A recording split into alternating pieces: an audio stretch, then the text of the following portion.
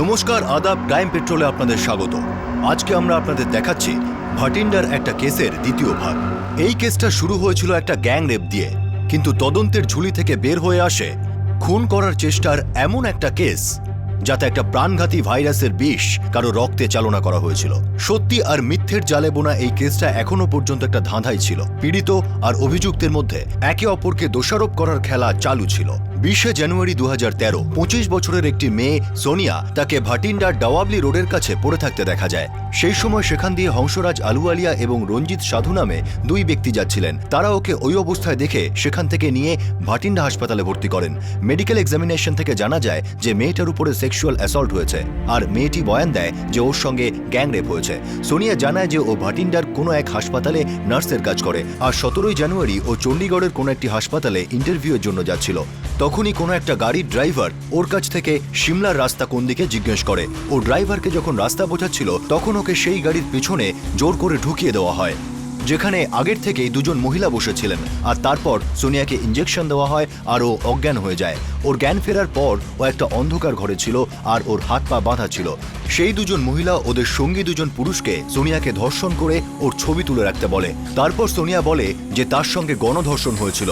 তার 3 দিন পর অর্থাৎ 2013 20 জানুয়ারি ওকে ভাটিন্ডার ডাওয়াবলির রাস্তার কাছে ছেড়ে দেওয়া হয়। পুলিশ তক্ষুনি এফআইআর দায়ের করে এবং তদন্ত শুরু করে দেয়। ওই দুজন ব্যক্তি কে ছিল তা সোনিয়া না জানলেও ওই দুজন মহিলাকে সে চিনতে পেরেছিল। তারা ছিল রেশমি সিং এবং তার মা সাবিত্রী। পুলিশ এই কেসটার থেকে বদলার গন্ধ পায় যখন সোনিয়া এটা জানায় যে রেশমির স্বামী গৌরবের সঙ্গে ওর অ্যাফেয়ার ছিল। আরও এটাও জানায় যে গৌরব যে বিবাহিত সেটাও জানতো না, আর সোনিয়া জানতেই সম্পর্ক ভেঙে দেয়। তা সত্ত্বেও গৌরব এবং রেশমির মধ্যে সম্পর্ক খারাপ হতে থাকে। সোনিয়ার মতে ওর এই অবস্থার জন্য রেশমি এবং তার পরিবারই দায়ী, আর ওর উপর বদলা নেওয়ার জন্যই ওরা এইরকম পদক্ষেপ নিয়েছে। এই ঘটনাটি যখন ঘটে গৌরব তখন জুডিশিয়াল কাস্টাডিতে ছিল। জানা যায় যে রেশমি আর তার পরিবার গৌরবের বিরুদ্ধে খুনের চেষ্টার অভিযোগ দায়ের করেছিল। এই কেসটা গৌরব যেখানে থাকতো সেই ফজিলকার কুইয়া পুলিশ স্টেশনে দায়ের হয়েছিল। পুলিশ গৌরবের সঙ্গে জেলে গিয়ে দেখা করে, তারপর তদন্তের জন্য হরিয়ানার শীর্ষাতে যায় যেখানে রেশমির পরিবার থাকত। পুলিশের কাছ থেকে অভিযোগের কথা শুনে রেশমি, তার মা সাবিত্রী এবং বাবা ওম প্রকাশের পায়ের তলা থেকে মাটি সরে যায়। পুলিশের কাছে এটা একটা ধাঁধার মতো লাগে যে আংশিকভাবে যে মহিলা অন্ধ সে এরকম একটা জঘন্য অপরাধে কিভাবে অংশ নিতে পারে। রেশমিকে জিজ্ঞাসাবাদ করার সময় একটা নতুন কাহিনী সামনে আসে। 2006 মে মাসে রেশমি আর গৌরবের বিয়ে হয়েছিল। তার 1 বছর পর তাদের একটি কন্যা সন্তান জন্ম নেয়। তখন থেকেই ওদের জীবনে অশান্তি শুরু হয়েছিল। স্বামী গৌরব, শ্বশুর জগজিৎ, মা বলজিৎ আর ভাই বলরাজ মিলে রেশমিকে মানসিকভাবে অত্যাচার চালাতে শুরু করে। পণের জন্য ওকে নানা রকম যন্ত্রণা দেওয়া হয়। রেশমি শ্বশুরবাড়িতেই অত্যাচারিত হয়ে 6 বছর কাটায়। 2009 যখন আবারও গর্ভবতী হয় তখন ওকে না জানিয়ে সেক্স ডিটারমিনেশন করা হয়। ওর গর্ভে কন্যা সন্তান রয়েছে সেটা জানার পর ওকে গর্ভপাত করানো হয়। আর 1 বছর পর অর্থাৎ 2010 সালে ওর স্বামী গৌরবের সঙ্গে সোনিয়া নামে কোনো একটি মেয়ের যে অ্যাফেয়ার আছে সে সম্পর্কেও জানতে পারে। রেশমির বাবা এই বিষয়টাকে খুব গুরুত্বের সঙ্গে নেন এবং উনি গিয়ে সোনিয়ার বাবা গুরনাম সিং এর সঙ্গে দেখা করেন আর তার থেকে প্রতিশ্রুতি নেন যে তার মেয়ে সোনিয়া আর রেশমির ঘর ভাঙবে না। কিন্তু গৌরব রেশমির থেকে ডিভোর্স চাইতে শুরু করে। রেশমি শর্ত দেয় যে গৌরব যেন রেশমি এবং তার মেয়ের অর্থনৈতিকভাবে ভরণ পোষণের দায়িত্ব নেয়, যার ফলে গৌরব আর সোনিয়া মিলে ওকে মেরে ফেলার নোংরা ষড়যন্ত্র করে। দীর্ঘ অসুস্থতার পর 2011 সেপ্টেম্বরে রেশমি জানতে পারে যে ওর অসুস্থতার কারণ হলো প্রাণঘাতী ভাইরাস। পরীক্ষা করতে যদি একটুও দেরি হতো তাহলে হয়তো রেশমির প্রাণ চলে যেত, কিন্তু সময় থাকতে জানতে পারায় ডাক্তার তার দৃষ্টি আংশিকভাবে বাঁচাতে পারেন। এটাও জানতে পারা যায় যে ওর স্বামী ব্লাড টেস্ট করানোর সময় এই প্রাণঘাতী ভাইরাস ওর শরীরে ইনজেক্ট করেছিল। গ্যাংরেপে তদন্ত করতে গিয়ে পুলিশ যখন জানতে পারে যে 2012 জানুয়ারিতে কুইয়ার সার্ভার পুলিশ স্টেশনে সোনিয়া, গৌরব আর তার পরিবারের বিরুদ্ধে খুনের চেষ্টার অভিযোগ নথিভুক্ত হয়েছিল, তখনই পুলিশের খটকা লাগে। সোনিয়া আর গৌরবের পরিবার 2012 সেপ্টেম্বরে জামিন পেয়ে গিয়েছিল, কিন্তু গৌরব তখনও জুডিশিয়াল কাস্টাডিতে ছিল। পুলিশের সামনে এই কেসটার দুটো দিক ছিল। এক, সোনিয়ার উপর হওয়া গ্যাংরেপ যেটা পীড়িতের কথা অনুযায়ী করিয়েছিল রেশমি এবং তার মা, এবং অন্যদিকে রেশমির অভিযোগ ওর স্বামী গৌরব সোনিয়ার সঙ্গে মিলে ওকে খুন করার চেষ্টা করেছিল। এবার তারপর দুজনের মধ্যে কেউ একজন তো মিথ্যে বলছে, কেউ একজন মন গড়া কাহিনী বলছে। কে সেটা বুঝতে পারছি না। স্যার, গৌরব এখনো কিন্তু জামিন পায়নি। আমরা কুইয়া থানা থেকে খোঁজ নিতে পারি যে তদন্ত কতদূর এগিয়েছিল। ঠিকই বলেছ, আমরা কোনো গল্পটাতেই ভরসা করতে পারছি না। বিষয়টা খুবই জটিল আর সংবেদনশীল। সত্যিটা থেকে এখন অনেক দূরে আমরা।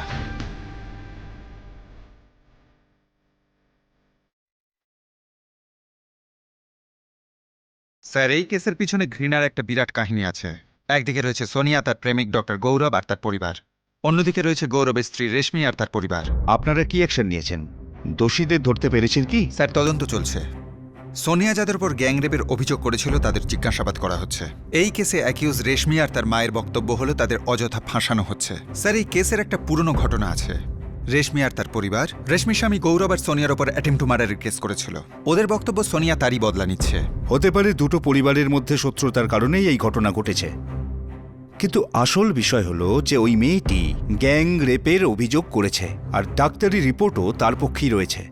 আর এটাই স্বাভাবিক যে মানুষের সেন্টিমেন্ট, তাদের সহানুভূতি মেয়েটির দিকেই থাকবে। আর আমাদের সামান্য একটা ভুলে মানুষের আক্রোশ আমাদের ওপরই পড়বে। তাই আমি চাইছি এই কেসটা আপনারা প্রচণ্ড বুদ্ধিমত্তার সাথে হ্যান্ডেল করুন, একদম নিপুণভাবে। আমাদের পক্ষ থেকে কোনো ভুল করা চলবে না। স্যার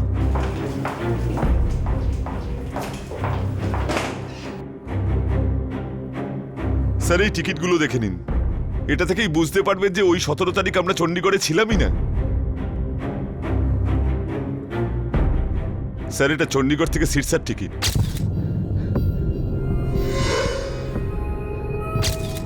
স্যার 14 তারিখ রেশমিকে নিয়ে আমি চেক আপ করানোর জন্য চণ্ডীগড়ে যাই, আর দুদিন চেক আপ করাবার পর 16 তারিখ আমরা ওখান থেকে ফিরে আসি।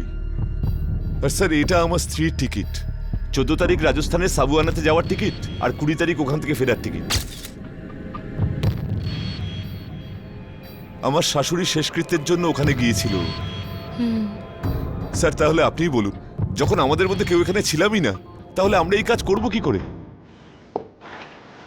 আমায় এটা খতিয়ে দেখতে হবে যে আপনাদের কথা কতটা সত্যি।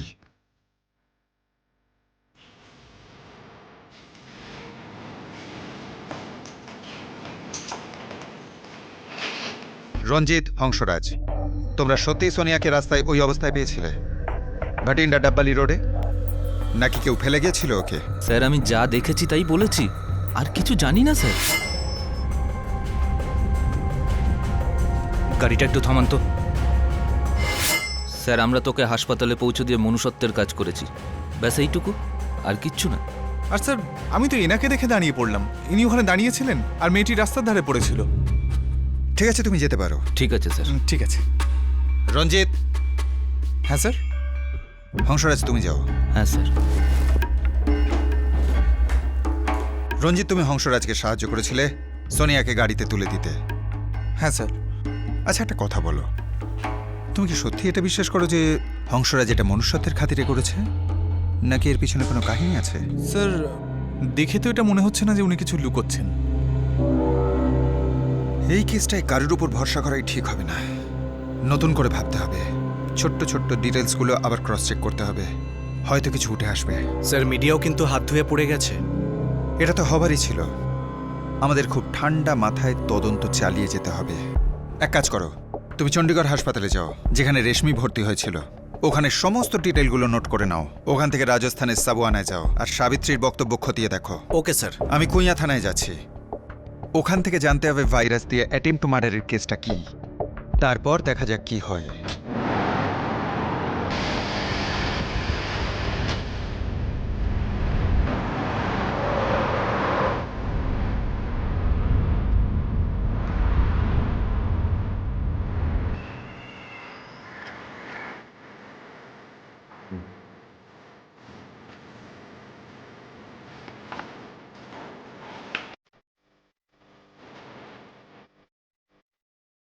এই দেখুন, 2012 জানুয়ারিতে এই কেস ফাইল করা হয়েছিল। স্যার ওই ডাক্তারবাবু আছে না, ডাক্তার আকাশ মেহরা, উনি আমার মেয়ের চিকিৎসা করছেন। উনি আমাদের বলেছেন যে যে আমার মেয়ের কোনো প্রাণনাশক ভাইরাসের ইনফেকশন হয়েছে। এতে ওর কোনো দোষ নেই স্যার। ওর স্বামী আসলে ও একজন ডাক্তার স্যার, ডক্টর গৌরব সিং। ও ভাতিন্ডার একটা হাসপাতালে কাজ করে স্যার। ওই এই নৃশংস কাজ করেছে স্যার। ওই ওকে মারবার চেষ্টা করেছে আর ওকে এই প্রাণনাশক ভাইরাসের ইঞ্জেকশন দিয়েছে। প্রাণনাশক ভাইরাসের ইঞ্জেকশন? আগে হ্যাঁ, অ্যাকচুয়ালি উনি আমার কাছে চিকিৎসার জন্য জুলাই 2011 থেকে আসছেন। নানান রকম সমস্যা লেগেই থাকতো ওনার। কখনো পিঠে ব্যথা, ডায়রিয়া, ভমিটিং, মাইগ্রেন, ইনফেকশন, একটার পর একটা কিছু না কিছু লেগেই থাকতো। ওনার ওজনও কমে আসছিল, কাশি সবসময়তেই থাকতো, আর দিনের পর দিন অবস্থা আরও খারাপ হচ্ছিল। এরপর সেপ্টেম্বর 2011 থেকে যখন ওনার আইসাইট আরও খারাপ হতে শুরু করলো, তখন আমার মনে হলো যে কেসটা একটু সিরিয়াস। তারপর আমি ওনার থরো চেক আপ করলাম, আর যাতে আমি জানতে পারি যে ওনার বডির মধ্যে প্রাণনাশক ভাইরাসের ইনফেকশন রয়েছে। রেশমি বলছিল তার স্বামী গৌরবী নাকি তাকে ভাইরাস ইনজেক্ট করেছে।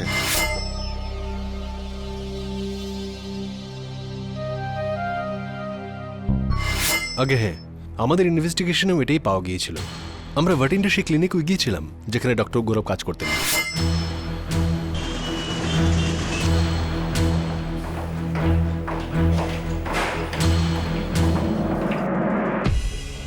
আগে হ্যাঁ স্যার, গৌরব আমাদের এখানেই কাজ করতো। আপনাদের ক্লিনিকে কি প্রাণনাশক ভাইরাসের টেস্টিং হয়? আগে হ্যাঁ, অবশ্যই হয়। আচ্ছা, আপনার কোনো স্টাফ কি ভাইরাসের স্যাম্পল নিয়ে বাইরে যেতে পারে? আপনারা কি বলতে চাইছেন এখানকার ভাইরাস দিয়ে কেউ কোনো অপরাধ করেছে? ধরে নিন এটাই ঘটেছে। হ্যাঁ, আমাদের ডাক্তাররা স্যাম্পল নিয়ে যান নানা রকম পরীক্ষা নিরীক্ষা করার জন্য, কিন্তু স্ট্রিক্টলি ফর অ্যানালিসিস অনলি। সেটা আমাদের রেজিস্টারে এন্ট্রিও করা হয়। আমি সেই রেজিস্টারটা দেখতে চাই।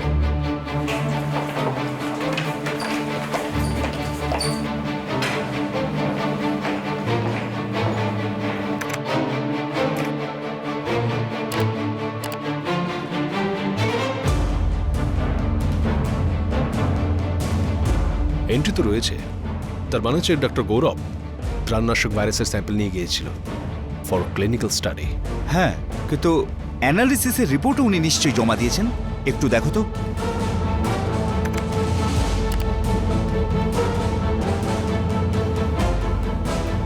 নো স্যার, রিপোর্ট তো ফাইল হয়নি।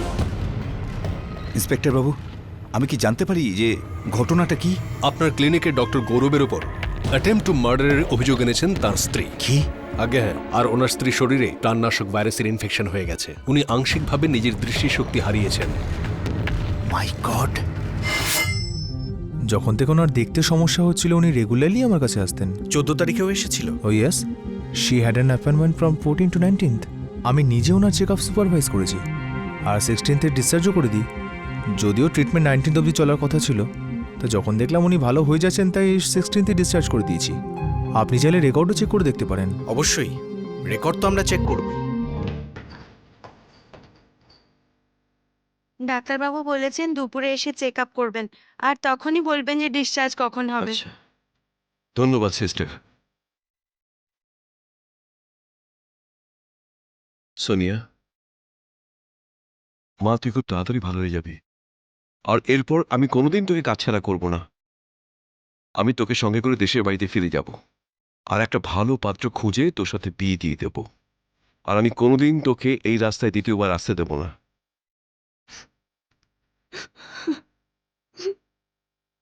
একদিকে সোনিয়ার কথা অনুযায়ী ওর সঙ্গে ঘটা ভয়ঙ্কর দুর্ঘটনার রেশ থেকে ও বেরিয়ে আসছিল, আর অন্যদিকে পুলিশ রেশমি আর তার পরিবারের সবার বয়ানের প্রত্যেকটা ছোট বড় কথা চুলচেরা বিশ্লেষণ করে সত্যিটাকে বের করার চেষ্টা করছিল।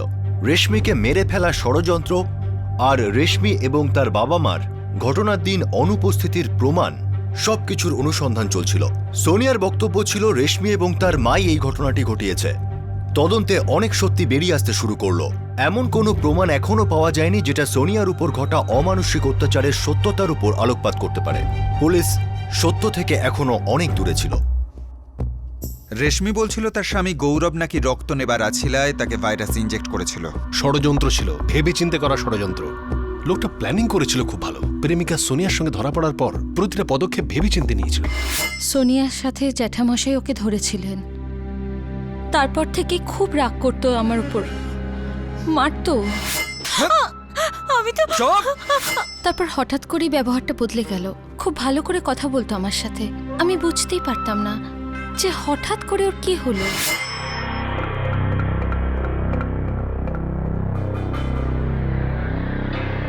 রেশমি, দেখো আমি জানি যে আমি তোমাকে ভীষণ কষ্ট দিয়েছি, মেরেছি, গালাগালি করেছি।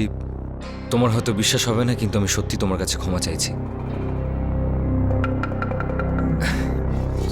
দেখো রেশমি, যা হবার তা হয়ে গেছে। আমার ভুল আমি অ্যাকসেপ্ট করছি।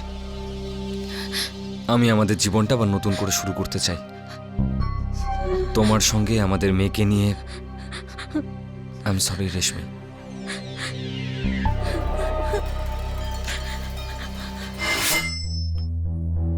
আমি তো বুঝতেই পারিনি স্যার যে এর মধ্যে ওর কোনো চাল আছে। ঠিক আছে, এটা বুঝতে পারলাম, কিন্তু ব্লাড স্যাম্পল নেওয়ার বাহানাতে প্রাণনাশক ভাইরাস ইনজেক্ট করলো কি করে? তুমি এটা বুঝতে পারোনি? ব্লাড নেওয়া হচ্ছে না, ব্লাডের মধ্যে ভাইরাস ইনজেক্ট করা হচ্ছে তখন? আমি জানতাম না যে ওর মনের মধ্যে কি চলছে। আমি তো আর পাগল নই যে ওকে এসব করতে দিতাম। ও বলতো আমি অসুস্থ, বারবার বলতো যে আমি অসুস্থ আর আমার চিকিৎসার দরকার।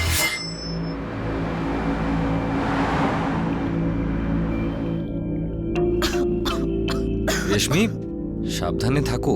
আরে সামান্য কাশিই তো হয়েছে।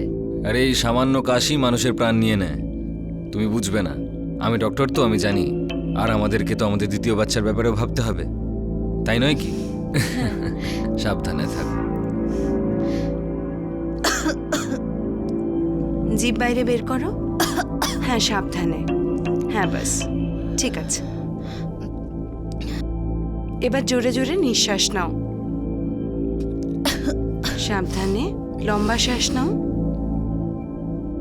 চিন্তা করবেন না, সাধারণ কাশি, আমি ওষুধ লিখে দিচ্ছি। আমি বলেছিলাম ওকে, ঠিক আছে, কিন্তু ওর তো চিন্তা লেগেই থাকে যে কোনো খারাপ অসুখ না হয়। এই নিন। Thank you doctor.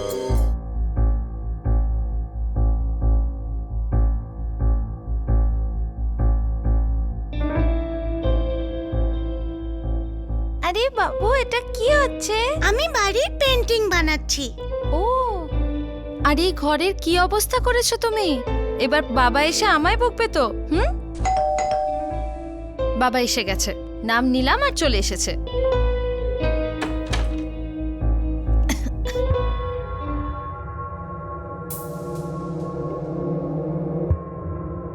কি হয়েছে গো? খুব চিন্তিত লাগছে।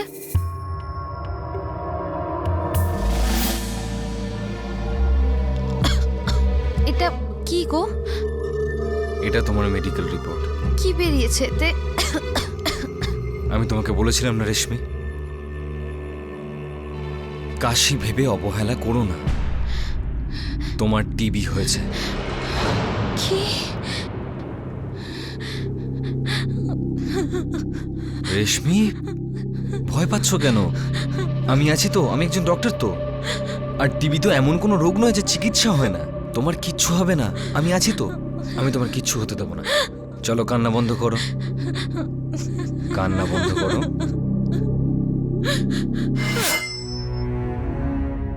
খুব খেয়াল রাখছিল আমার, কিন্তু এই টিবির কথাটা আমি মানতেই পারছিলাম না।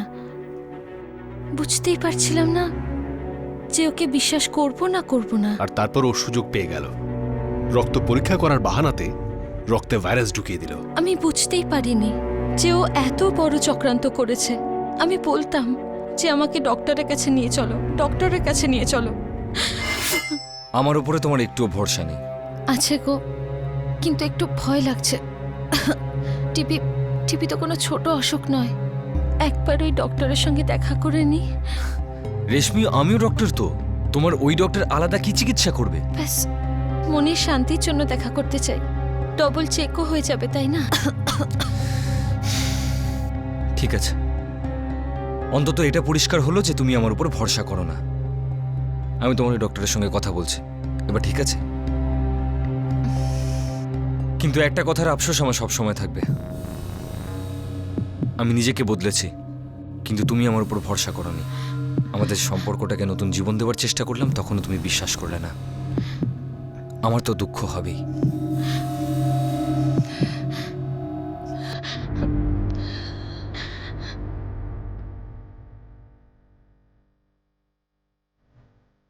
রেশমি, তোমার ওই lady doctor out of India গেছেন। উনি আসলেই ওনাকে আমি রিপোর্ট দেখে ওনার ওপিনিয়ন নিয়ে নেব।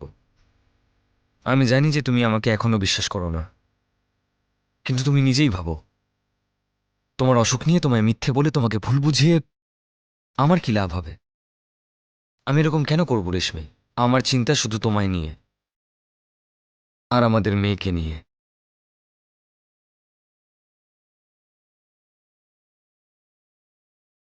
আমার উপরে বিশ্বাস রাখো, আমি তোমাকে একদম সুস্থ করে দেব। তুমি ভালো থাকলেই তো আমি ভালো থাকবো, আমাদের মেয়েও ভালো থাকবে।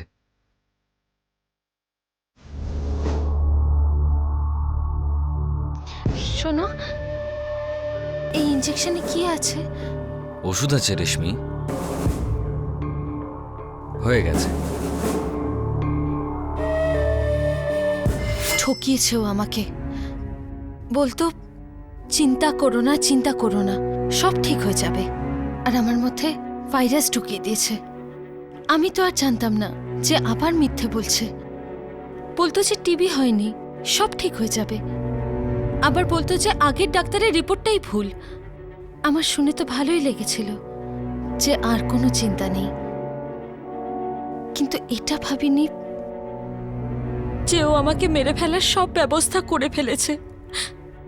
এটাও ভাবিনি যে একজন ডক্টরের এত বড় ভুল কি করে হতে পারে। টিবি নয়, তবু রিপোর্টে ছিল। স্যার, ও আমার সাথে অনেক বড় খেলা খেলছিল। তারপর হঠাৎই ওর ব্যবহার বদলে গেল। রেশমি, হ্যাঁ? আমার ডিভোর্স চাই। কি? আমার শুধু ডিভোর্স চাই, ব্যাস। কিন্তু তুমি তো বললে যে নতুন করে। আমার ডিভোর্স চাই, ব্যাস। কিন্তু হঠাৎ কি হলো সেটা তো কিচ্ছু বলো। হয়নি। আমার ডিভোর্স দাও আর এই সম্পর্কটা শেষ করো।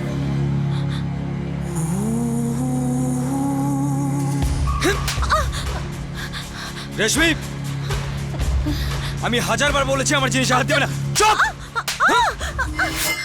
আবার মারধর শুরু হয়ে গেল। আমি তো বুঝতেই পারছিলাম না যে ওর কি হয়ে গেল। আমি তো এটা ভাবতেই পারিনি যে ও আমার মধ্যে ভাইরাস ঢোকাচ্ছে, আমারই অসুখের বাহানা বানিয়ে এই ভয়ঙ্কর অসুখের দিকে ঠেলে দিচ্ছে। রোজ এই অশান্তিতে বিরক্ত হয়ে আমি বাপের বাড়ির সঙ্গে কথা বলে ফিরে এলাম। কিন্তু চণ্ডীগড়ে হাসপাতালে পরীক্ষা করবার পর আপনি বুঝতে পেরেছিলেন আপনার সঙ্গে কি হয়েছে। আগে হ্যাঁ স্যার। সন্দেহ তো আমার তখনই হওয়া উচিত ছিল যে আমি ওর বাড়ি ছেড়ে বাপের বাড়ি চলে এলাম, আর তারপরে ওর ফোন এলো আমার অবস্থা জানার জন্য।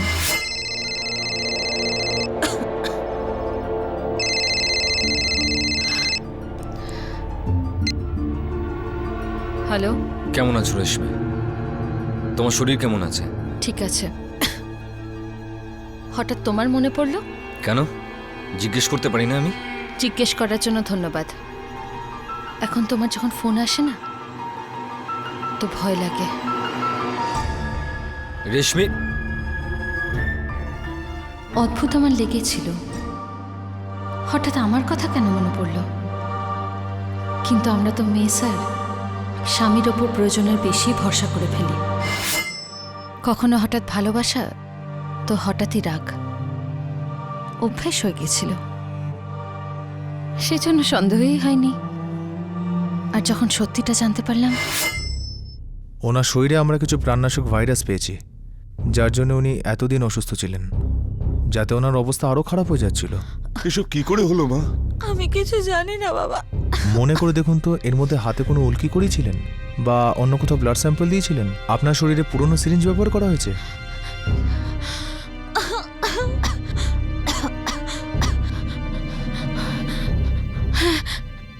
শেষবার আমার রক্ত পরীক্ষা আমার স্বামী করেছিল।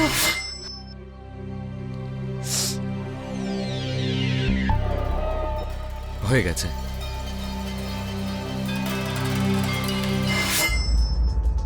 ঠিক আছে, এবার আমরা এই কেসের একেবারে মূল পর্যন্ত গিয়ে পৌঁছবো। আমরা গৌরবকে গ্রেপ্তার করে ওকে জিজ্ঞাসাবাদ শুরু করি।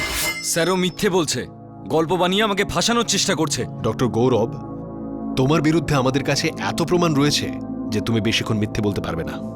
তুমি ল্যাব থেকে প্রাণনাশক ভাইরাসের স্যাম্পল নিয়েছিলে।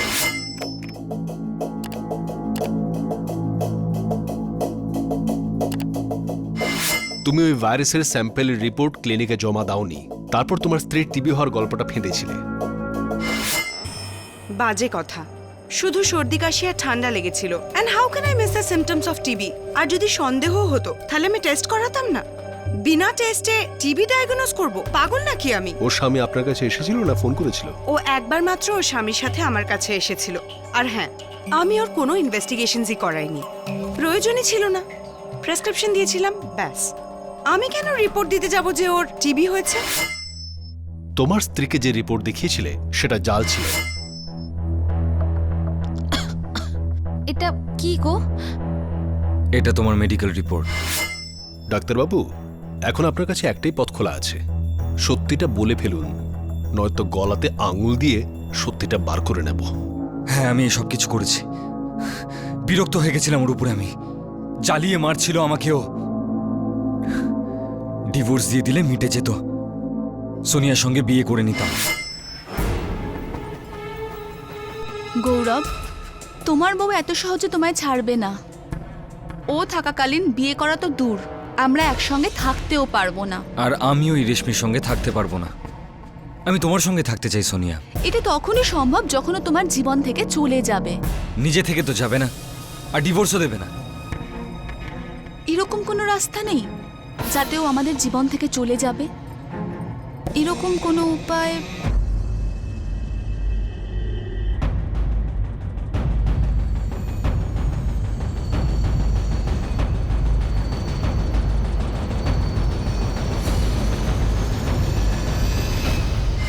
ডাক্তারবাবু, অনেক অপরাধী দেখেছি, শিক্ষিত, অশিক্ষিত, কিন্তু তোমার মতো শয়তান দেখিনি।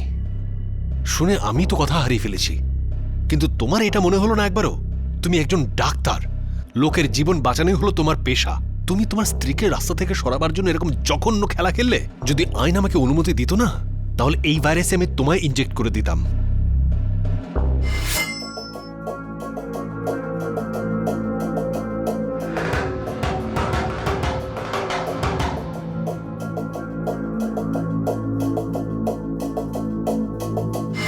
গৌরবের পরিবারও এতে যুক্ত ছিল। ওই লোকেরা রেশমিকে টাকার জন্য, পণের জন্য অনেক টর্চার করত। ওরাও ষড়যন্ত্রে যুক্ত ছিল। ওদের বিরুদ্ধে চার্জশিট ফাইল হয়েছিল, কিন্তু গৌরব ছাড়া বাকি সবাই জামিন পেয়ে গিয়েছিল। সোনিয়াও, কিন্তু গৌরব এখনো জুডিশিয়াল কাস্টাডিতে। আর এখন আমাদের সামনে একটা গ্যাং রেপের কেস রয়েছে। এখানে পীড়িত হলো সোনিয়া আর অভিযুক্ত হলো রেশমি আর তার মা। কিন্তু আপনি তো বললেন মেডিকেল রিপোর্ট রেপের দিকে ইঙ্গিত করছে। সেটাতেই তো মাথাটা গুলিয়ে যাচ্ছে। সোনিয়া কেন, কোনো মেয়েই নিজের ওপর গ্যাং রেপের কেস বানাতে পারবে না। কিন্তু যবে থেকে এই ভাইরাসের কথাটা জেনেছি, আমার সোনিয়ার ওপরেই সন্দেহ হচ্ছে। যারা একবার এরকম একটা প্ল্যান করতে পারে তারা দ্বিতীয়বার হতে পারে, কিন্তু খুব সাবধান। এটা বলাৎকারের কেস, খুবই সেন্সিটিভ। এরকম কেসে পুলিশের দিকে আঙুল উঠতে দেরি হয় না। আমি জানি, সাবধানেতে পা ফেলতে হবে আর সত্যটাকে বের করে আনতে হবে। গৌরবের বিরুদ্ধে খুনের চেষ্টার অভিযোগ দায়ের হয়েছিল, তাকে অভিযুক্ত সাব্যস্ত করা হয়েছিল। এখন পুলিশের এটা জানার ছিল যে গৌরবের প্রেমিকা সোনিয়া গৌরবের স্ত্রী আর শাশুড়ির নামে যে অভিযোগ করেছিল সেটা কতটা সত্যি। খুনের চেষ্টার অভিযোগ দায়ের হয়েছিল, তাকে অভিযুক্ত সাব্যস্ত করা হয়েছিল। এখন পুলিশের এটা জানার ছিল যে গৌরবের প্রেমিকা সোনিয়া গৌরবের স্ত্রী আর শাশুড়ির নামে যে অভিযোগ করেছিল সেটা কতটা সত্যি ছিল।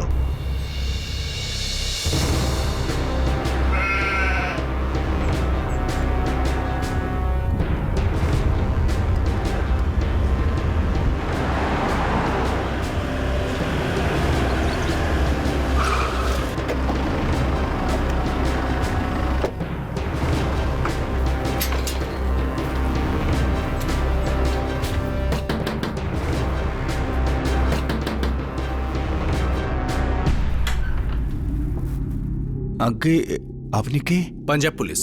সাবিত্রী দেবী কি আপনার বোন? আগে হ্যাঁ,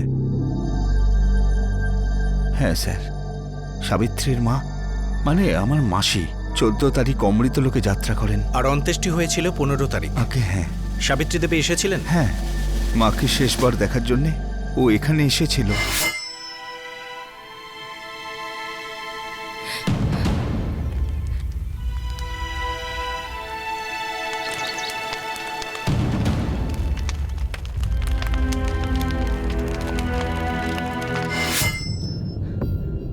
কুড়ি তারিখ পর্যন্ত এখানে ছিল।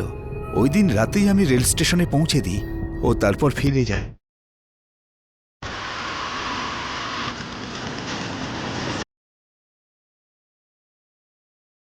স্যার, রেশমির বাবা যে কথা বলেছিলেন, টিকিট দেখিয়েছিলেন, সব সত্যি। ওনার কোনো কথাই কিন্তু মিথ্যে নয়। ঘটনার দিন ওনারা চণ্ডীগড়ে ছিলেনই না। ওদের ফোন রেকর্ডসও ঠিক একই কথা বলছে। যখন গ্যাং রেপ হয় ওরা সিরসাতে ছিল। স্যার, এমন নয় তো সোনিয়া মামের নামে মিথ্যে অভিযোগ করে চলেছে? ও নিজে পীড়িত নাকি ও নিজের ষড়যন্ত্রে লিপ্ত ওই পরিবারটাকে ফাঁসানোর জন্যে? স্যার, এটা যদি হয় তাহলে তো জঘন্য অপরাধ।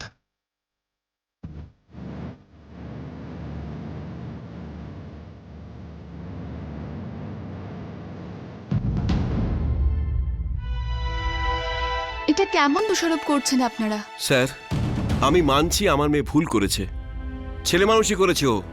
একজন বিবাহিত ছেলের সাথে সম্পর্ক গড়েছে, কিন্তু কিন্তু এতটা নিচে নামতে পারে না ও। সোনিয়া, 17 থেকে 20 জানুয়ারির মধ্যে যখন তোমার সাথে এই ঘটনা ঘটে তখন রেশমি আর তার মা চণ্ডীগড়ের আশেপাশেই ছিল না। স্যার, হতে পারে ওনারা মিথ্যে প্রমাণ দিয়েছেন আপনাদের, হতে পারে এটা ওনাদের ষড়যন্ত্র। আপনি নিজেই ভাবুন, প্রতিশোধ নেওয়ার জন্য কি ওনারা এতটুকু করতে পারেন না?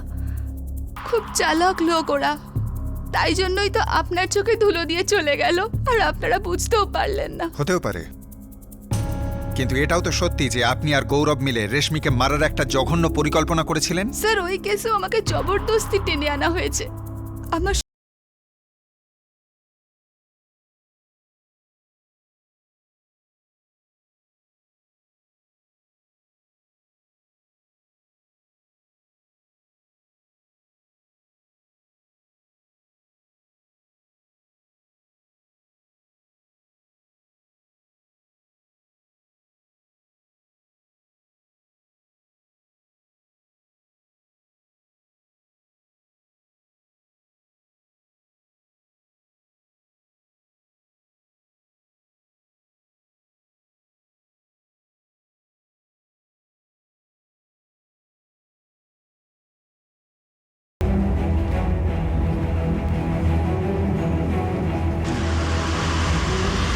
স্যার, না হয় ধরে নিলাম যে সোনিয়া নিজেই ষড়যন্ত্রটা করেছে, কিন্তু একলা এটা করবে কি করে?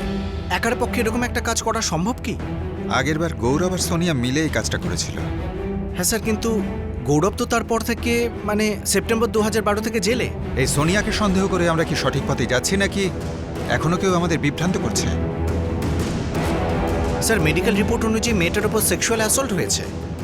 আর ওকে ওই অবস্থায় দুজন লোক হাসপাতালে নিয়ে আসে। হাসপাতাল পৌঁছে। আরে ছাড়ুন না দাদা, এই সমস্ত ঝামেলা পড়ে কোনো লাভ নেই। আরে কি হয়েছে দাদা? আরে দাদা, এই মেয়েটা খুব খারাপ অবস্থায় পড়ে রয়েছে। হাসপাতাল না, তিনজন। ওই ট্যাক্সি ড্রাইভারকে তো আমরা দেখতেই পাইনি যে ওদের সাথে ছিল। স্যার, হংসরাজ বলেছিল ওই ট্যাক্সি ড্রাইভার পুলিশের ঝামেলায় পড়তে চাইছিল না, তাই ও মেয়েটাকে হাসপাতালে পৌঁছেই চলে যায়। আমি আপনাদেরকে হাসপাতাল অবধি ছেড়ে দিচ্ছি, এরপর আপনারা বুঝে নেবেন। আপনারা অন্য কোনো ট্যাক্সি দেখে নিন, ওইসব পুলিশের চক্করে আমি পড়তে পারবো না। ও কোনো চক্করে জড়াতে চাইছিল না, তার মানে আগেই কোনো চক্কর হয়েছিল। এমন কোনো ঘটনা যেটা ধরতে পাচ্ছি না। এক কাজ করো, ওই ট্যাক্সি ড্রাইভারকে খুঁজে বার করো। স্যার, ওই ট্যাক্সি ড্রাইভারকে তো দুজনই চেনে, ওই হংসরাজ আর ওই রঞ্জিত। আর আমাদের কাছে তো ট্যাক্সির নাম্বারও নেই। হংসরাজ আর রঞ্জিতের থেকে সেটা জানার চেষ্টা করো। স্যার, যে নাম্বারে আপনি ফোন করেছেন সেটি আপাতত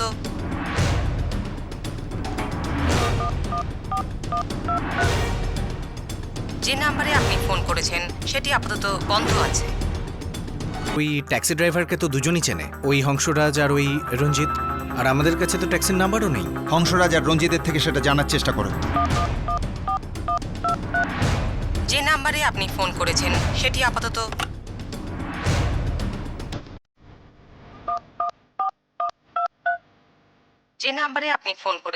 সেটি আপাতত বন্ধ আছে।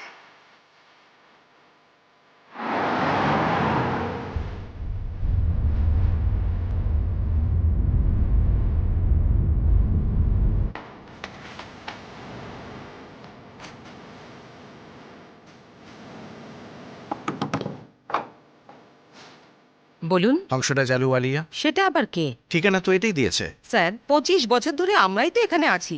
আমরা তো আলুওয়ালিয়া নই। আমি কোনো হংসরাজকেও চিনি না।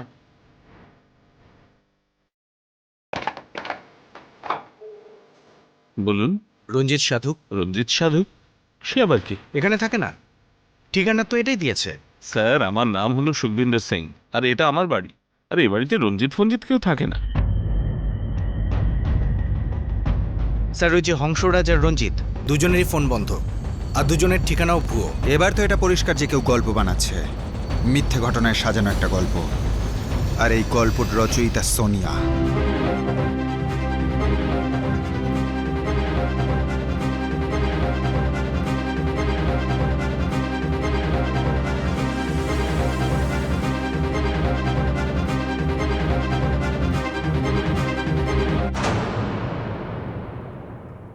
গল্পের মধ্যে এবার মিথ্যের ছায়া দেখা যাচ্ছিল।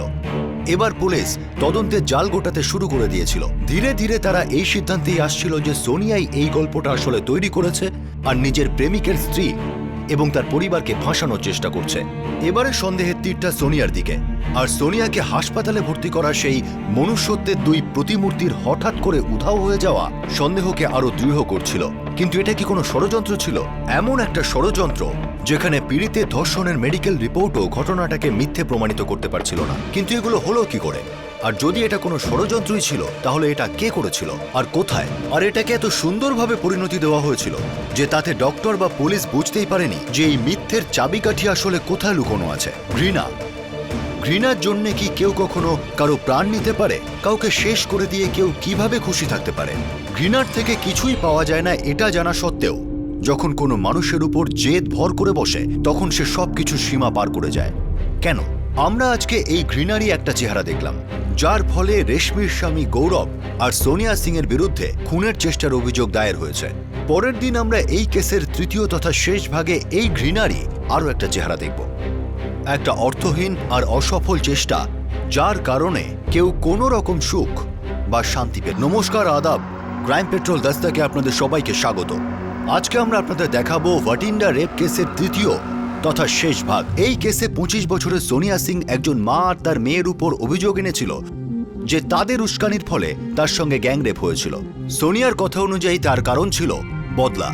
তদন্ত যেমন যেমন এগোতে থাকে ততই একের পর এক পর্দা উন্মোচিত হয় আর সামনে আসে পারস্পরিক দ্বন্দ্বের একটা খুব জটিল জাল। 20 জানুয়ারি 2013 সোনিয়া সিং নামে 25 বছরের একটি মেয়েকে দুই ব্যক্তি হংসরাজ আলুওয়ালিয়া আর রঞ্জিত সাধু ভাটিন্ডার সিভিল হাসপাতালে নিয়ে আসে।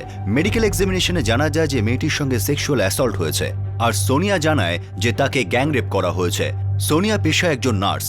সে বয়ান দেয় যে 17 জানুয়ারি চণ্ডীগড়ে যখন সে কোনো একটা হাসপাতালে ইন্টারভিউয়ের জন্য যাচ্ছিল তখন তাকে অপহরণ করা হয় আর তাকে বেহুশ করার ইঞ্জেকশন দেওয়া হয় আর তারপর তার উপর 20 জানুয়ারি পর্যন্ত বারবার শারীরিক অত্যাচার করা হয় আর তারপরে তাকে ভাটিন্ডার ডাওয়াবলি রোডে ফেলে দেওয়া হয়। সোনিয়ার উপর যে দুজন ব্যক্তি অত্যাচার করেছিল তাদেরকে সোনিয়া চিনতে পারে না, কিন্তু সে জানায় যে দুজন মহিলার কথায় তার উপর অত্যাচার করা হয়েছিল তাদেরকেও চেনে। তারা একজন হলো রেশমি সিং, অন্যজন তার মা সাবিত্রী। সোনিয়া এটাও জানায় যে রেশমির স্বামী গৌরব, যে কিনা একজন ডক্টর, ওর সাথে তার অ্যাফেয়ার ছিল, কিন্তু গৌরব যে বিবাহিত সেটাও জানতো না আর সেটা জানতেই ও এই সম্পর্কটাকে ভেঙে দেয়। গৌরব আর রেশমির বিবাহিত জীবনে কিছু সমস্যা ছিল। গৌরব রেশমির কাছে ডিভোর্স চাইতো। সোনিয়ার বক্তব্য অনুযায়ী রেশমি এবং তার পরিবার এই সব কিছুর জন্য সোনিয়াকেই দায়ী করত আর সেই জন্যই ওর উপর বদলা নেওয়ার জন্য এই নোংরা আর জঘন্য পদ্ধতি অবলম্বন করে। যদিও এই ঘটনার সময় গৌরব জুডিশিয়াল কাস্টাডিতে ছিল। জানা যায় রেশমি এবং তার পরিবার গৌরবের বিরুদ্ধে পাঞ্জাবের কুইয়া পুলিশ স্টেশনে অভিযোগ দায়ের করে আর পুলিশের সামনে এই সত্যিটা উঠে আসে যে রেশমি আংশিকভাবে দৃষ্টিহীন। রেশমির কথা একটা নতুন দিক উঠে আসে। 2006-এ রেশমি আর গৌরবের বিয়ে হয়েছিল আর 2007 সালে রেশমি একটি মেয়ের জন্ম দেয় আর তারপরেই ওর জীবনে ভয়ঙ্কর দিন নেমে আসে। রেশমি ভালো জীবনের আশায় সবকিছু সহ্য করতে থাকে। 2009 সালে যখন ও আবার গর্ভবতী হয় তখন ওকে না জানিয়েই সেক্স ডিটারমিনেশন করানো হয় আর তার গর্ভে মেয়ে আছে জানায় জবরদস্তি তাকে গর্ভপাত করানো হয়। 2010 সালে গৌরবের জীবনের একটা সত্য রেশমির সামনে আসে। তার সঙ্গে সোনিয়া নামের কোনো একটা মেয়ের অ্যাফেয়ার আছে। যখন তাদের হাতে নাতে ধরা হয় তখন সোনিয়ার বাবা রেশমির বাবাকে কথা দেন যে সোনিয়া গৌরবের থেকে একেবারে দূরে চলে যাবে। আর তারপর হঠাৎ করেই রেশমির প্রতি গৌরবের আচরণ বদলে যায়। সে রেশমির সঙ্গে খুব ভালোভাবে আচরণ করতে থাকে। রেশমির এই ব্যাপারটা আশ্চর্য লাগলেও সে এই পরিবর্তনটা মেনে নেয় এটা ভেবে যে ওর জীবনে হয়তো ভালো সময় আসতে শুরু করেছে। রেশমি গৌরব আর সোনিয়ার ষড়যন্ত্র বুঝতে না পেরে গৌরবের কথায় ভুলে যায় আর সর্দি কাশির মতো সাধারণ জিনিসকে সে টিবি ভেবে বসে, কারণ গৌরব একজন ডক্টর। রেশমি ওকে বিশ্বাস করে ফেলে। রেশমির রক্তের স্যাম্পেল নেওয়ার অজুহাতে গৌরব ওকে প্রাণঘাতী ইঞ্জেকশন দেয়। কুইয়া পুলিশ তদন্ত করে জানতে পারে যে গৌরব যেখানে কাজ করত সেখানকার ল্যাবরেটরি থেকে সে সেই প্রাণঘাতী ভাইরাসের রক্তের স্যাম্পেলটা গায়েব করে দিয়েছিল। 2011 সালে রেশমির শরীরের অবনতি হতে শুরু করে। সেই বছরই সেপ্টেম্বরে রেশমি জানতে পারে যে ওর শরীরে প্রাণঘাতী ভাইরাস ইনজেক্ট করা হয়েছে। রেশমি আংশিকভাবে দৃষ্টিহীন হয়ে যায়। তখন রেশমির পরিবার গৌরব আর তার পরিবার এবং সোনিয়ার নামে রেশমিকে খুনের চেষ্টার অভিযোগ করেন। গৌরবের বিরুদ্ধে জোরালো প্রমাণ থাকে। গৌরব আর তার পরিবারের সঙ্গে সোনিয়াকেও গ্রেফতার করে নেওয়া হয়। সোনিয়া এবং গৌরবের পরিবারকে 2012 সেপ্টেম্বরে জামিন দিয়ে দেওয়া হয়, কিন্তু গৌরব এখনও জেল হেফাজতেই রয়েছে। ভাটিন্ডার সঙ্গত মান্ডি পুলিশ এখন সোনিয়াকে সন্দেহ করতে শুরু করে এবং আন্দাজ করে যে ওর গ্যাংরেপের গল্পটা হয়তো শুধুই একটা গল্প। কিন্তু পুলিশ সোনিয়ার বিরুদ্ধে প্রমাণ পায় না। মেডিকেল রিপোর্ট থেকেও জানা যায় যে ওর সঙ্গে সেক্সুয়াল অ্যাসল্ট হয়েছে। ব্যাপারটা খুব স্পর্শকাতর হওয়ায় পুলিশকে খুব সাবধানে পদক্ষেপ নিতে হয়। পুলিশ হংসরাজ আলুওয়ালিয়া আর রঞ্জিত সাধু নামে যে দুজন রাস্তায় পড়ে থাকা সোনিয়াকে সাহায্য করেছিল, তাকে হসপিটালে পৌঁছেছিল, তাদের খুঁজতে থাকে। কিন্তু পুলিশের খটকা লাগে যখন তারা দেখে যে দুজনেরই ফোনে সুইচ অফ আর তাদের ঠিকানাগুলো ভুল। তারপর স্যার, ওই যে হংসরাজ আর রঞ্জিত দুজনেরই ফোন বন্ধ আর দুজনের ঠিকানাও ভুয়ো। এবার তো এটা পরিষ্কার যে কেউ গল্প বানাচ্ছে, মিথ্যে ঘটনায় সাজানো একটা গল্প।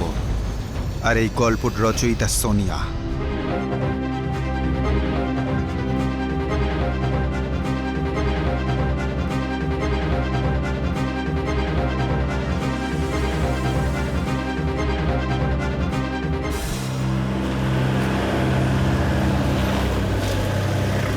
সেলাম সাহেব। হংসরাজ আলুওয়ালিয়া আর রঞ্জিত সাধু দুজনকে খোঁজ। এরা তো ওই দুজন না যারা ওই মেয়েটাকে সরকারি হাসপাতালে ছেড়ে গিয়েছিল? হ্যাঁ, কিন্তু দুজনের কোনো ছবি নেই আর নামটাও ভুয়ো হতে পারে। আরে কোনো চিন্তা নেই, খুঁজে বের করবো, বাস একটু টাইম দিয়ে দিন আমায়। আরে টাইমও তো নেই। কোনো ব্যাপার না, নিশ্চিন্ত থাকুন, আমি জান লড়ি দেবো।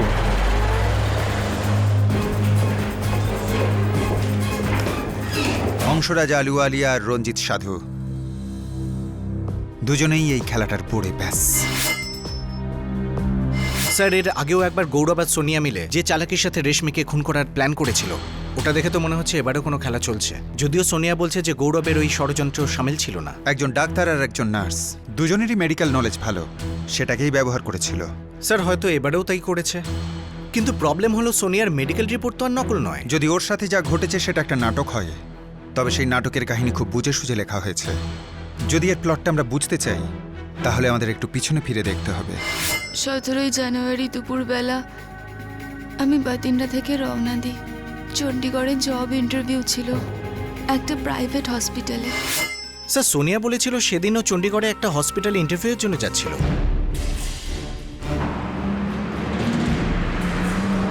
সোনিয়া আমাদেরই এমপ্লয়ি। খুব খারাপ লাগলো ওর সাথে যা হয়েছে শুনে। সোনিয়া বলছিল যে ওদিন ওর চণ্ডীগড়ে যাবার কথা ছিল কোনো ইন্টারভিউর ব্যাপারে। 17 থেকে 20 জানুয়ারি ছুটিতে ছিল সেটা আমি জানি, এবার ইন্টারভিউর জন্য যাচ্ছিল না অন্য কারণে সেটা জানি না। আর অন্য কোথাও ইন্টারভিউ দিতে গেলে সেটা তো আর বলে যাবে না।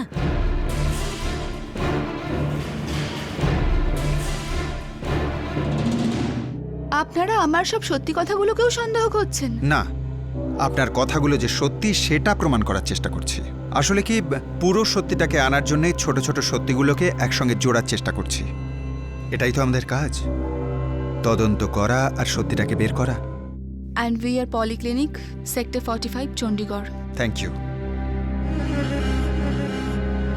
মা, এই পুলিশরা তোকে সন্দেহ করছে কেন? জানি না বাবা, ওই রেশমি আর ওর ফ্যামিলি বোধহয় এনাদেরও উস্কেছে।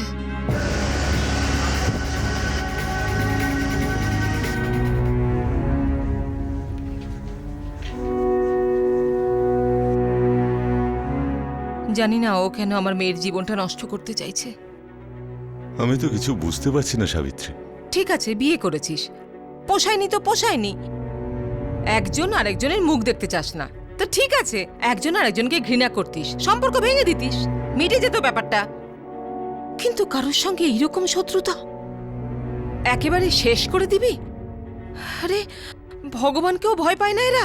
যুগটাই পাল্টে গেছে সাবিত্রী, এখন কে আর ভগবানকে ভয় পায়?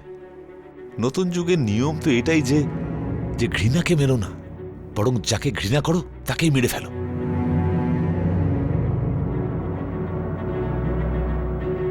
ঘৃণাকে শেষ না করে যাকে ঘৃণা করো তাকেই শেষ করে ফেলো। ঘৃণাকে আমরা সেই সীমা পর্যন্ত কেন নিয়ে যাই যাতে যাকে ঘৃণা করি তাকেই শেষ করে ফেলার চেষ্টা করতে থাকি? আমরা এমন ভাবে কেন ভাবতে পারি না যে যাকে আমরা ঘৃণা করি তার থেকে যেন এতটা দূরে চলে যাই যাতে আমিও শান্তিতে থাকতে পারি আর সেও? যে রাস্তা অন্যকে ধ্বংসের পথে নিয়ে যায়, আমরা নিজেদেরকে এটাও জেনে সেই রাস্তায় কেন নিয়ে যাই যে তাতে আমাদেরও ক্ষতি হতে পারে? কেন সেটা ভুলে গিয়ে আমরা আমাদের জীবন নতুন করে শুরু করি না? আমরা নিজেদের নেচারে সব থেকে সেন্সিটিভ প্রাণী বলে মনে করি, কিন্তু এই ধরনের ঘটনায় আমরা কেন এরকম ইনসেনসিটিভ হয়ে যাই? কেন আমরা এইসব বিষয়গুলোকে এটা বলে এড়িয়ে যাই যে এগুলো সব গল্প কথা, এতে আমাদের জীবন চলে না?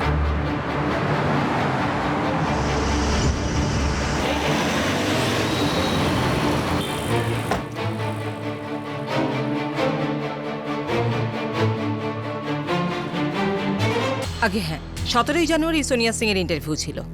ডিরেক্টরদের সঙ্গে ওর অ্যাপয়েন্টমেন্ট করা ছিল। এতে দেখছি সোনিয়ার সব কথাই সত্যি। হতে পারে এটাও প্ল্যানেরই অংশ। একা এত বড় প্ল্যান শক্ত আছে। গৌরব তো জেলে, নাকি ও রয়েছে? সোনিয়া বলেছিল যে গৌরবের সাথে সম্পর্ক ভেঙে দিয়েছিল যখন ও জানতে পারে গৌরব বিবাহিত।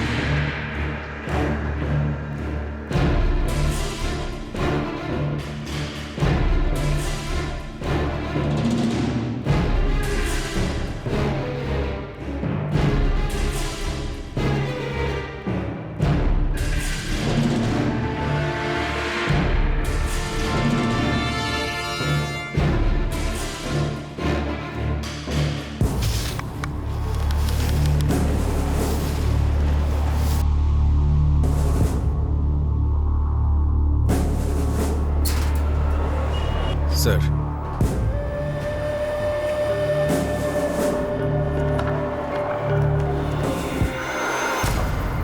2রা জানুয়ারি সোনিয়া এসেছিল দেখা করতে। ঘটনার 2 সপ্তাহ আগে?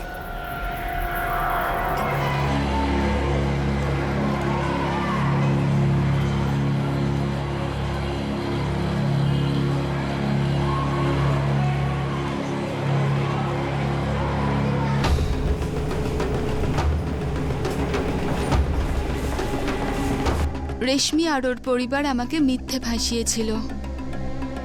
আমি ওনাদের জন্য জেলে গিয়েছিলাম, আর আমি যখন জামিনে ছাড়া পাই একবার গৌরবের সঙ্গে দেখা করি, সেটাও মনুষ্যত্বের খাতিরে বা সহমর্মিতাই ধরে নিন। মনুষ্যত্বের খাতিরে?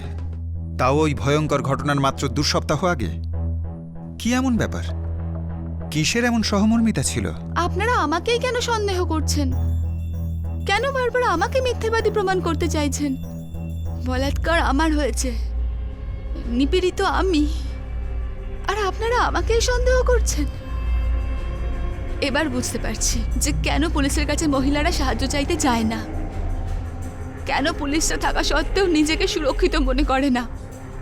কারণ যদি কখনো কোনো মহিলার সাথে দুর্ঘটনা ঘটেও যায় না, তাহলে পুলিশরা তাকেই অভিযুক্ত মনে করবে। পড়েছি আমি নিউজ পেপারে যে কতটা ইনসেনসিটিভলি আপনারা রেপ ভিকটিমের সাথে ব্যবহার করেন। দেখুন মিস সোনিয়া, আপনাকে সন্দেহ করছি না, আপনাকে দোষী সাব্যস্ত করারও চেষ্টা করছি না। আমরা ছোট্ট ছোট্ট সত্যিগুলোকে জুড়ে একটা ছবি তৈরি করতে চাইছি। এটাই তো আমাদের ডিউটি। যে 2জন মহিলার নামে আপনি অভিযোগ করেছেন তারা সেই সময় ওখানে ছিল না, তার প্রমাণ আমাদের হাতে আছে। আর যে 2জন পুরুষ আপনার উপর অত্যাচার করেছে তাদের কেমন দেখতে আপনি বলতে পারছেন না। এবার আপনি বলুন এর থেকে সত্যিটা কি করে পাবো? আমাদের কাজ হলো তাদের খুঁজে বার করা যারা আপনাকে রেপ করেছে। যদি আপনি ওই মহিলাদের বিরুদ্ধে কোনো প্রমাণ না খুঁজে পান, তাতে আমি কি করতে পারি? আমি সাক্ষ্য দিচ্ছি, আমি দেখেছি ওদের, কিন্তু আপনাদের আমার কথায় বিশ্বাস নেই। তাহলে কি আপনারা এটা খুঁজছেন যে আমার সাথে আদৌ অন্যায় হয়েছে কিনা?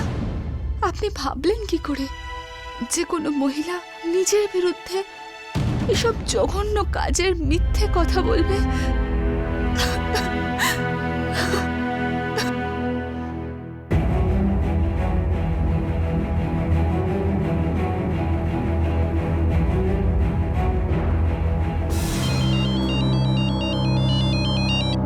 হ্যাঁ সমীর, বল। স্যার, ভতিন্ডার, চণ্ডীগড়, লুধিয়ানা, জলন্ধর আর ফিরোজপুর সব জায়গায় খোঁজ নিয়ে ফেলেছি আমি। কাজের কথা বল, ওই দুটোর কোনো খবর পেলি? স্যার, ফটো তো নেই, কিন্তু নাম থেকে জানা গেছে যে হংসরাজ আর রঞ্জিত নামে 2জন লোক আছে। আরে দাগি আসামি স্যার, চড়স আর গাছের ধান্দা করে। এই কুলারগাঁও আর ফিরোজপুরেই থাকে 2জন। খবর নেই ওই দুটো কোথায় আছে এখন। স্যার, ওই হংসরাজ আর ওই রঞ্জিত দুজনেই দাগি আসামি। 2জনের রেকর্ড বার করো। এই কেসে এবার পুলিশের হাতে প্রথম ব্রেক থ্রু আসলো। সোনিয়া সিংকে যে 2জন লোক সাহায্য করেছিল তারা হঠাৎই গায়েব হয়ে যায় যখন পুলিশ তাদের খুঁজতে বেরোয়। জানা যায় যে তারা দুজনেই হিস্ট্রি শিটার্স। এবার ছবিটা পরিষ্কার হয়ে আসছিল। আর ষড়যন্ত্রের ধীরে ধীরে জট খুলছিল। স্যার, ওই দুজনই।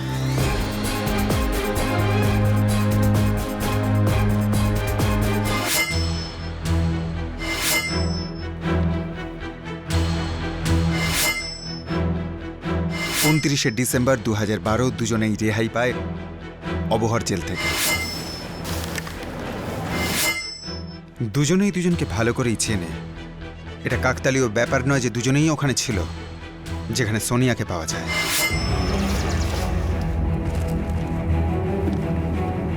আর এটাও কাকতালীয় নয় যে এরাই দুজন সোনিয়াকে হাসপাতালে নিয়ে যায়। শোনো, হংসরাজ, রঞ্জিত আর সোনিয়া, এদের তিনজনের কল রেকর্ডস চেক করো স্যার। আর খোঁজ নাও 20 জানুয়ারির আগে এরা কতবার কথা বলেছে। এবার সোনিয়াকে কিচ্ছু জিজ্ঞেস করব না, আগে পুরো ব্যাপারটাকে গুছিয়ে নিই, তারপর সোনিয়ার মুখোমুখি হওয়া যাবে। হ্যাঁ, ঠিক আছে স্যার। হংসরাজ আর সোনিয়ার মধ্যে 31শে ডিসেম্বর কথা হয়েছিল।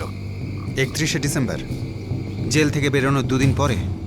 সেই জেল মানে গৌরব যেখানে আছে? স্যার, জেলেই বোধহয় প্ল্যানটা করেছিল, কেননা 7ই জানুয়ারি হংসরাজ, সোনিয়া আর রঞ্জিত তিনজনেরই টাওয়ার লোকেশন একই ছিল।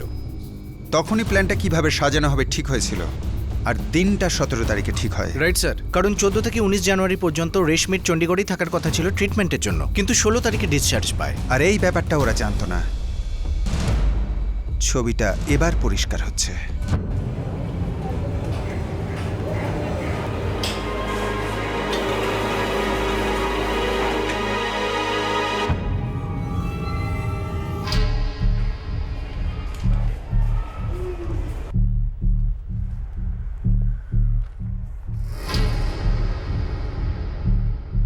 সেল নাম্বার 28-এর কয়েদি ছিল গৌরব সিং, হংসরাজ আর রঞ্জিত সাধু।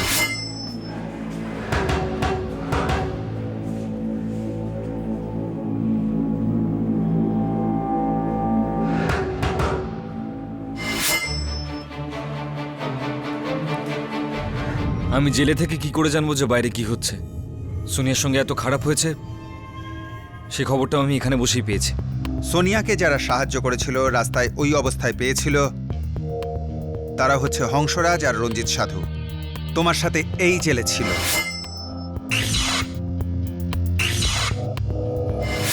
তাতে কি? এর থেকে কি প্রমাণিত হয়? এই কথাটা সত্যি যে ওরা আমার সেলেই ছিল, কিন্তু 29শে ডিসেম্বর ওরা ছাড়া পেয়ে যায় আর তারপর থেকে ওদের সঙ্গে আমার যোগাযোগ হয়নি। স্যার, আপনি খামোখা আমাকে এই ষড়যন্ত্রে জড়াচ্ছেন। সোনিয়া তো এসেছিল দেখা করতে 2রা জানুয়ারি। হ্যাঁ, এসেছিল স্যার, কিন্তু ওর সঙ্গে হওয়া দুর্ঘটনার সঙ্গে এর কি সম্পর্ক স্যার? আপনার কি মেয়েটার জন্য একটু আফসোস হচ্ছে না, যার উপরে এত বড় অত্যাচার হয়েছে? Excuse me sir. হ্যাঁ সমীর, বল। আরে স্যার, 16 আনা পাক্কা খবর আছে। হংসরাজ আর রঞ্জিত এই কুলার গাঁওতেই আছে এ সময়। ঠিক আছে, নজর রাখ ওদের মুভমেন্টের ওপর। আমার স্ত্রী রেশমির জন্য আজকে আমি জেলে পৌঁছে মরছি স্যার। আমার কেরিয়ারের সঙ্গে, আমার লাইফের সঙ্গে যা দুর্গতি হওয়া তা তো হয়ে গেছে। আমার মধ্যে আর এতটুকু ইচ্ছা নেই যে আমি আমার স্ত্রীর চেহারা জীবনে দ্বিতীয়বার দেখব। ওর সঙ্গে বাইরের কার সঙ্গে কি হচ্ছে তাতে আমার বিন্দুমাত্র ইন্টারেস্ট নেই। আমি শুধু এই জেলের জীবন থেকে মুক্তি চাইছি।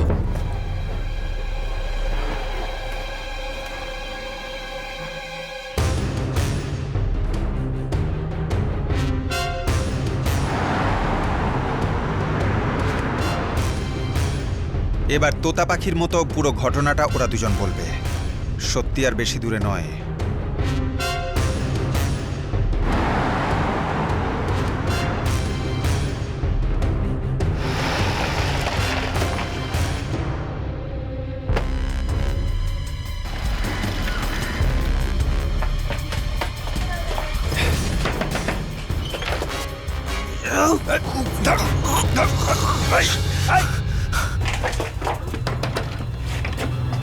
রঞ্জিত, এই ধর ধর ওটাকে, পালে দিলে মানে ধর ধর ধর।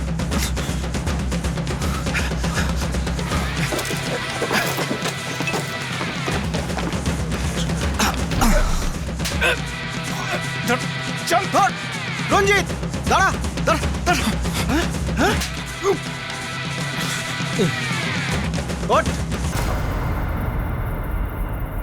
বল সালা, পুরো গল্পটা এবার বল। বল সালা, পুরো গল্পটা এবার বল। স্যার স্যার আমরা দুজনেই ওখানে উপস্থিত ছিলাম যখন সোনিয়াকে ওখানে ফেলা হয়েছিল। এই যুধিষ্ঠিরের বাচ্চা, সত্যি করে বল সোনিয়াকে কে ওখানে ফেলে গিয়েছিল?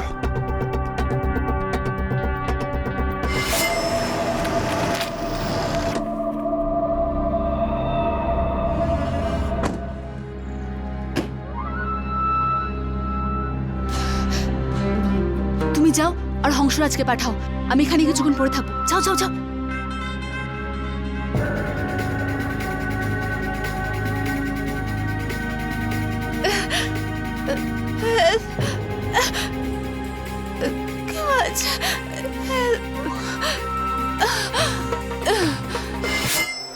যদি আমি খুব ভুল না করি তাহলে এই প্ল্যানিংটা জেলের 4 দেয়ালের মধ্যেই হয়েছিল, গৌরবের সঙ্গে।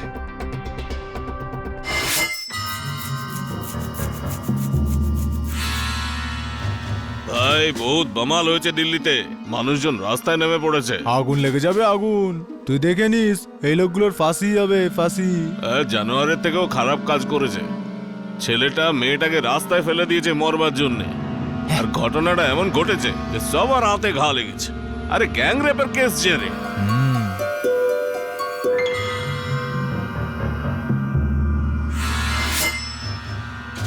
গৌরব রাত্রিরে আমাদের সঙ্গে কথা বলে স্যার।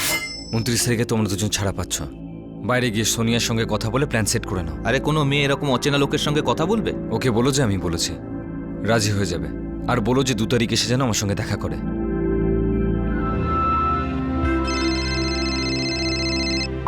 হ্যালো, আমার নাম হংসরাজ।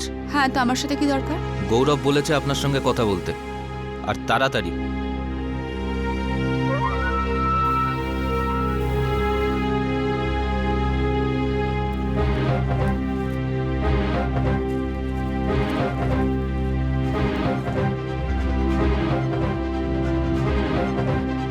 কি গৌরব বলেছে এসব করতে? ঠিক তাই, আমরা 3 জন ওই জেলের একই সেলে থাকতাম। আর ও আপনাকে 2 তারিখে দেখা করতে বলেছে। রাজি থাকলে 7 তারিখে দেখা করছি, এর মধ্যে কোনো ফোন কল নয়। এই সময় এই জায়গাতে 7ই জানুয়ারি। আর 2 তারিখে ও গৌরবের সঙ্গে দেখা করে, আর 17ই জানুয়ারি তোমরা প্ল্যান মাফিক গেলে।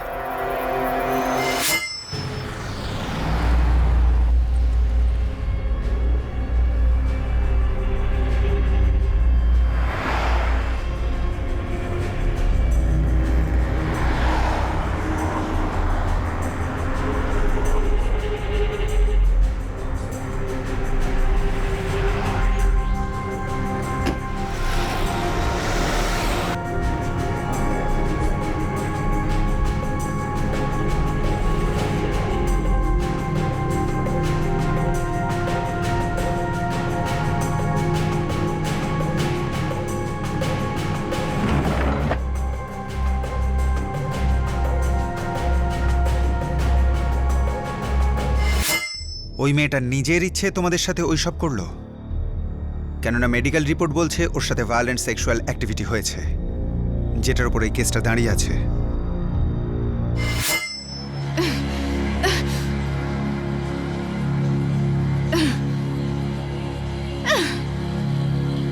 রঞ্জিত, সবার আগে রাস্তায় তুমি আমাকে ছাড়বে। হংসরাজ, তুমি ট্যাক্সি নিয়ে আসবে। মনে রাখবে, ভতিন্ডা বা চণ্ডীগড় থেকেই ট্যাক্সি ধরবে। ট্যাক্সি ড্রাইভার অপরিচিত হওয়া চাই, কোনো না কোনো অপরিচিতকে ওখানে থাকতেই হবে। তুমি ট্যাক্সিকে ফলো করবে। আর হংসরাজ, সবার আগে তুমি আমায় দেখতে পাবে, তুমি আমায় সাহায্য করতে আসবে, তারপর তুমি আসবে। আর মনে থাকে যেন ট্যাক্সি আর তোমার গাড়ির মধ্যে যেন এতটা দূরত্ব থাকে যেন ট্যাক্সি ড্রাইভার সন্দেহ না করে যে তোমরা দুজন একে অপরকে আগে থেকে চেনো। বুঝেছো?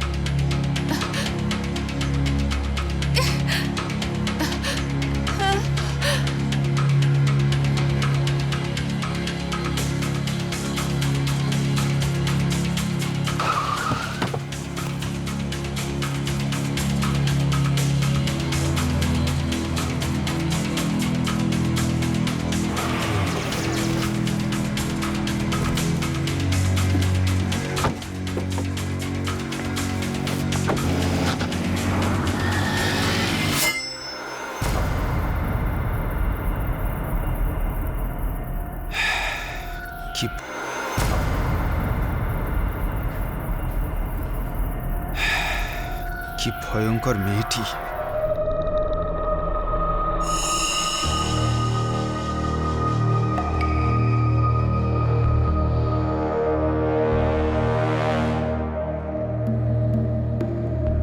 কোনো অসুবিধা হচ্ছে না তো? হ্যাঁ, সব ঠিক হয়ে যাবে।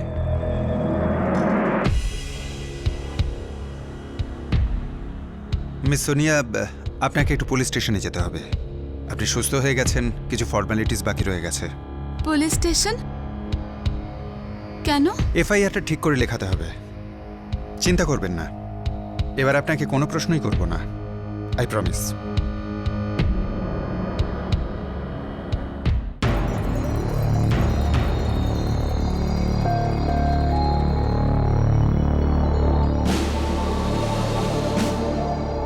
মিস সোনিয়া, এই দুজনই সেই ভালো মানুষ যারা আপনাকে সাহায্য করেছিল, আপনাকে হাসপাতালে পৌঁছেছিল। অনেক পরিশ্রম করতে হয়েছে এদেরকে খুঁজতে। দেখুন না মিস সোনিয়া, কি আশ্চর্যের ব্যাপার, আপনাকে সাহায্য করা এই মহান ব্যক্তি দুজন আসলে ক্রিমিনাল, দাগী অপরাধী, চরস গাঁজা বিক্রি করে। আর তাছাড়া আপনার প্রেমিকের সাথে একই সেলে থাকতো, আর দুজন অপরিচিত নয়, একে অপরকে ভালোভাবেই চেনে। এবার আপনিই বলুন মিস সোনিয়া, এটা কি কাকতালীয় যে দুজন অপরিচিতের মতো আপনাকে সাহায্য করতে এগিয়ে এলো? আচ্ছা ইন্সপেক্টর, ব্যাপারটা কি? ব্যাপারটা আসলে এমনই, শুনে আপনার খারাপ লাগবে। যেহেতু আপনি বাবা, আপনার মেয়ে আপনার কাছে, আমার কাছে অনেক মিথ্যা বলেছে। এই যে গ্যাংরেপের গল্পটা, এটা রেশমি আর তার মাকে ফাঁসানোর জন্য আপনার মেয়ে তৈরি করেছে। কোনো গ্যাংরেপ হয়নি, এটা হয়েছে আপনার মেয়ের ইচ্ছাতেই। এই যে দুজন মহান ব্যক্তি রয়েছেন না, এরা দুজন তোমার পুরো প্ল্যানটা আমার কাছে খুলে বলে দিয়েছে। একটা ষড়যন্ত্র, যার প্ল্যানিং গৌরব করেছিল আর পরিণাম তুমি দিয়েছিলে। আমাদের কাছে এর পুরো প্রমাণ আছে যে তোমার সাথে যেটা ঘটেছে সেটা আদৌ কোনো ক্রাইম নয়, একটা প্ল্যান করা ষড়যন্ত্র।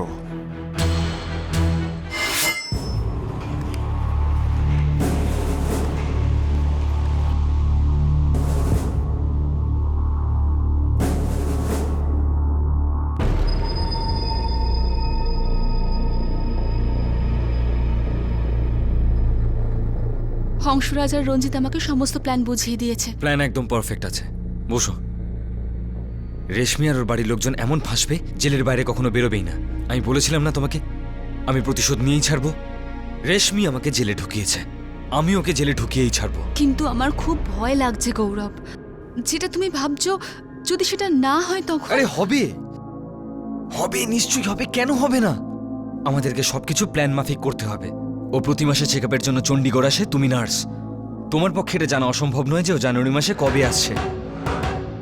তোমার সঙ্গে যখন দুর্ঘটনাটা ঘটবে তখন রেশমি আর তার মা চণ্ডীগড়েই থাকবে। ব্যাস, হয়ে গেল আমাদের কাজ। তারপর ভগবান ওদেরকে জেলে ঢোকা থেকে আটকাতে পারবে না। আরে আগুন লেগে যাবে পাঞ্জাবে, লোকজন রাস্তায় নেমে পড়বে। যখন তুমি এটা বলবে যে তোমার সঙ্গে যা কিছু হয়েছে তার জন্য দায়ী রেশমি আর তার মা সাবিত্রী, ওদেরকে জেলে যেতেই হবে।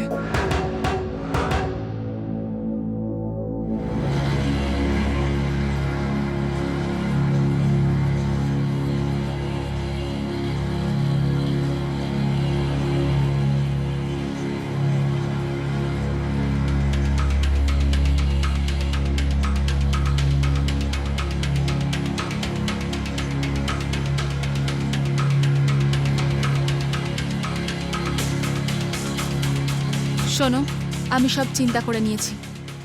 আমরা আমাদের প্ল্যানকে 17 তারিখ পরিণাম দেব।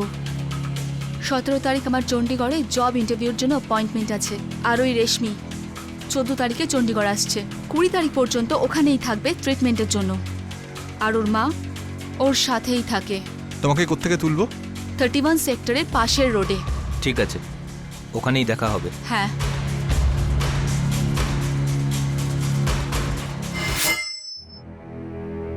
পারফেক্ট প্ল্যানিং, কিন্তু একটা জায়গায় ভুল হয়ে গেল। 16 তারিখে রেশমি হসপিটাল থেকে ডিসচার্জ পেয়ে যায়, তারপর সিধে নিজের গ্রামে চলে যায়। তোমার এই সাজানো ঘটনাটা ঘটানোর আগেই এই সময়ই রেশমির দিদিমার মৃত্যু হয়। যখন তুমি এখানে গ্যাংরেপের ঘটনাটা সাজাচ্ছিলে তখন সাবিত্রী দেবী নিজের মায়ের অন্তিম সংস্কারের জন্য গ্রামের বাড়িতে চলে যায়। এক্সেলেন্ট। ঘৃণার বশে তুমি কতটা নিচে নেমে গেছো ভেবে দেখেছো একবার? আর তাও তার জন্যে যে তার নিজের বউ বাচ্চাকে শেষ করতে চায়।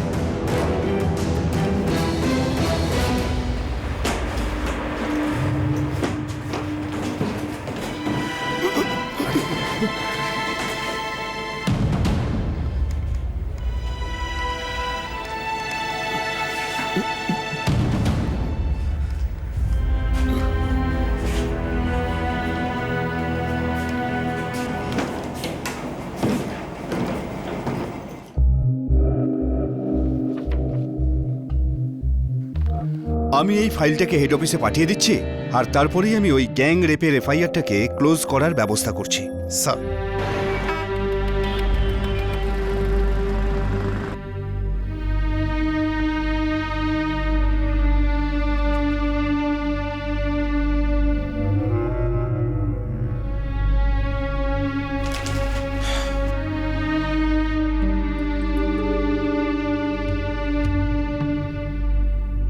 এই কেসের দায়ের হওয়া অরিজিনাল এফআইআর খারিজ করে দেওয়া হয়েছে আর নতুন চার্জশিট এখনো পেশ হওয়া বাকি আছে।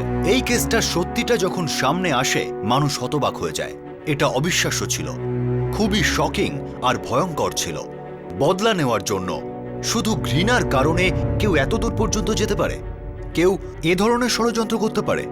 একজন শিক্ষিত অপরাধী মানুষের আবেগের সুযোগ নেওয়ার চেষ্টা করে, যাতে সে নিজের অপরাধ লুকোতে পারে, আবার তার বদলাও পূরণ করতে পারে। জনতার বেড়ে চলা রাগ, মহিলাদের উপর ঘটা অত্যাচারের বিরুদ্ধে ক্ষোভ, এই সব কিছু দেখে তাদের মনে হয়েছিল যে সবাই তাদের বিশ্বাস করবে, তাদের কথা মেনে নেবে, আর তারা নিজেরা পীড়িত সেজে নিজেদের ঘৃণার জ্বালা মিটিয়ে নেবে।